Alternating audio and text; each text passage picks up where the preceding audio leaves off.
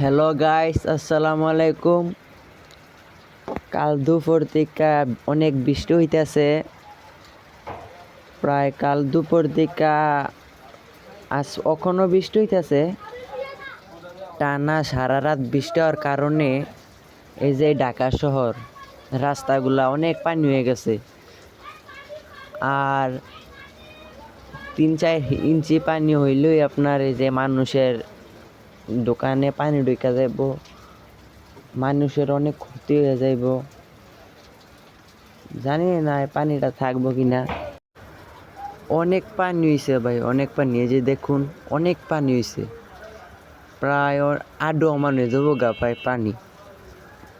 আর এই পানির মধ্যে থেকে তো হাঁটাটা সম্ভব না, গাড়ি ঘোড়া যাইতে অসম্ভব ভাই।